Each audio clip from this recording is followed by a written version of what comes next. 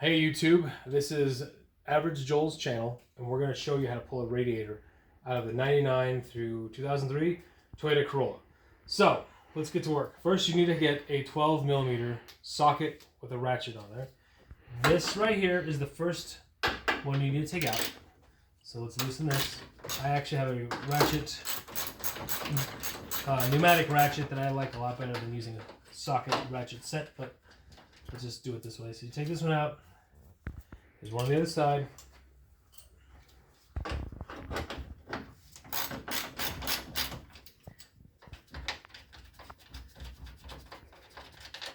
Okay, this one comes out too. Now, here's what you're not seeing. I did this on purpose. There is no radiator fan right now. The fan will be in here, so you're not going to see this. You're going to see this gap with this thing right here. I have this out so I can show you. Down here, this is one of the radiator holes, the mounts for it that the fan is on. This is the second one right here. There's number 2. And then 1, 2, and 3. Those are all 10mm. So a 10mm is going to sit in here like this, and that's what's going to go in there. But right now I have it out because I wanted to show you guys what else you need to do. This is an 8mm. So we're going to take an 8mm, back that out.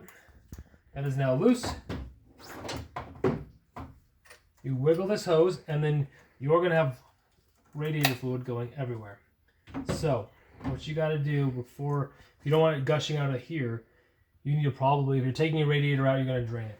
So if you follow my left hand all the way down here, you're not going to see this again because you're going to have something over it. So I want you to know that. Just trust me, it's there. You turn this like that, and this is your drain valve. You open this up first, and then if you don't want to hear glug, glug, glug, glug, and make a big splashy mess, you want to take the cap right here and open it. Or in this case, I actually have this cap that's for the burping of it, which we'll do later.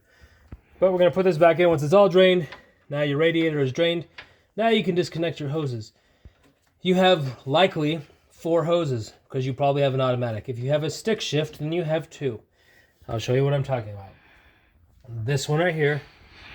This is a clamp. You just need to pinch right here, and that will allow you to loosen this hose up, and you pull that away from this metal peg. You have another one right here. Same exact thing. It's just a clamp. On the bottom, you can't see it, but there's a pinch. You just pinch it like this, and then that will, there's another clamp right here. If you can see this one, this is an example of the same thing. Those you pinch, slide them off. That's 2. We did the top. That's 3. This big old fat one, this is your return. This is number 4. You have to loosen this one up as well. Now, let me give you a little life hack. When you put this back on, make sure you put it on in a way that you can take it back off. If you have it all weird like this and you got to get a wrench on this, this is not a good idea. So I'm going to leave this one pointed down because there's nothing below this other than this water splash guard. So for the top, I'm going to do the same thing. Now, the top is a little bit easier, but when I put this thing all the way back together, I'm going to have it up like this. So that way I can get to it. Probably I'll do it about right here. That way I can just see it, get it off. So let's show you one more thing. So that's how you would get the radiator out. But you need to take all those off in order to pull the radiator out in the first place. This hose again comes off the same way. Okay, just like that. This is obviously where all of your radiator fluid will still drain down from your engines. It's going to make a big mess. Let me stop here and explain. This is ethylene glycol. Extremely toxic to dogs and cats and humans as well. It will kill them. So don't leave this unattended. If you do this job, don't pour it down the street. You need to put it in a container, take it over to O'Reilly or AutoZone or somewhere else and get it taken care of, serviced correctly. You do it for free usually, but don't kill your cats, your dogs, or your children or yourself because you left this out. Supposedly they put a bitter stuff in there in 2012 that makes it bitter. I'm not going to taste it to find out. And you'd be an idiot if you did. But that to say, this is the radiator fan. So if you'll notice, there's 2 on the bottom and 3 on the top. So this sits in here. Move this away. Like this.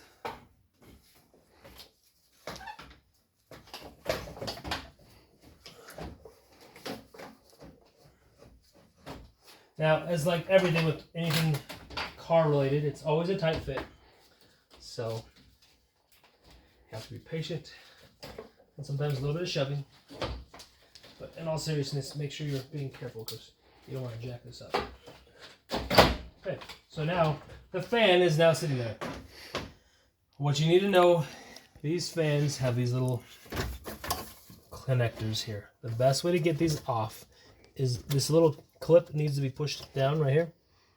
So you just push that down. What I do, and I don't have one near me, is I stick a screwdriver just from this side all the way through to the other side. Just slide right underneath there.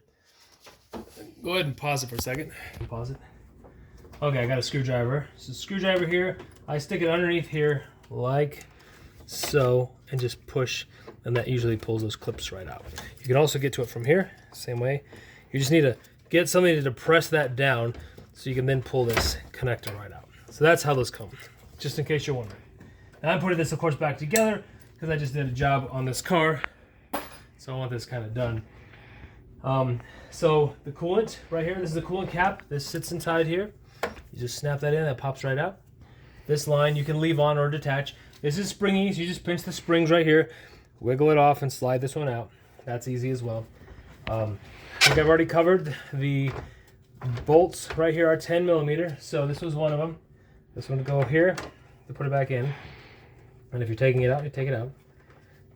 There are, like I said, 5 of them. Now, if you'll look from the top down, like I just showed you, remember I said I wanted to show you this with it out.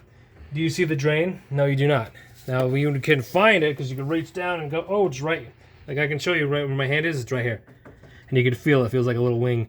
You can loosen it from here, but just know there it is. Also, don't do this when it's hot, like the car's hot. You can do it at 100 degrees outside, I don't care.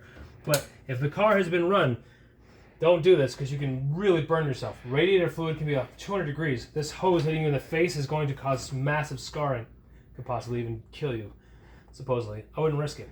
If you have a beautiful face, leave it that way. If you don't, sorry, don't make it worse. So, we've covered how to pull the radiator out, disconnect the connections, all 4 of the hose lines, plus the overflow reservoir. And again, installation is back the same way, where you just put this on, connect this hose here, and then grab your 8 millimeter. Like I said, I'm going to make this where I can get to it. I like tools that make things faster. If you don't, I'm sorry, but I spent a little bit of money to make sure that I have things so I can be a mechanic. That's, you know, this is not my day job, but so I can do this effectively and not waste too much time. And as you guys all know, I love my pneumatic ratchet. So that's it, guys. Let me show you when you're putting this back. The last pieces here are this. In fact, I'm gonna grab my pneumatic one just because I'm missing it already. So stay there. So this pneumatic one, this is, like I said, AC Delco. I'm gonna have to call that company and tell them, hey, you should, you know, give me some sort of, like, I don't know, kick or something. I'll throw me a couple more tools and I'll try them out for them because we've got enough volume now. A lot of people are watching this channel, and unless their tools are crap. If this was crap, I would tell you guys. You know that. So we're gonna tighten this up. I love the way this is. It's just got a perfect torque to it. I was gonna buy a DeWalt, but I didn't want to spend like $1 million on it. They were like $200. This thing was like 60. I got mouths to feed, man. I don't want to be paying a crazy amount of money for a tool. This is great though. Like I said, $50. So yeah, I think we're done here, guys. Radiator cap is here. If you don't know how to open up a radiator cap, I guess I'll go through that really quick too, because we're here. But this is the piece that's not factory for the car. This is that drain I was telling you guys about. If I can get it off. There we go. Alright, so classic radiator cap. Line up the little tabs like this. See how it doesn't, you know, and then you just kind of spin it. You can feel it gets in like a groove. You push down and you turn it like that. Now, if you were going to open it, again, it says never open when hot. They're trying to warn you, don't be stupid. You'll see videos on YouTube. People are stupid. Enough said. Turn it. And then sometimes you hear psh. You shouldn't hear a psh at all, but that just means there's pressure. About 14 psi if you're curious. Turn it and pull it up. So that's it, guys. Now we have no coolant in here. Please don't start your car. That would really suck because you're going to destroy the engine and you've worked so hard for your money. or you're rich and famous and you don't care. But either way, this is it. We're ready to go. Next video for this, we're going to fill this back up and burp the coolant system. So thanks, guys. As always, please like and subscribe, and I'll see you later.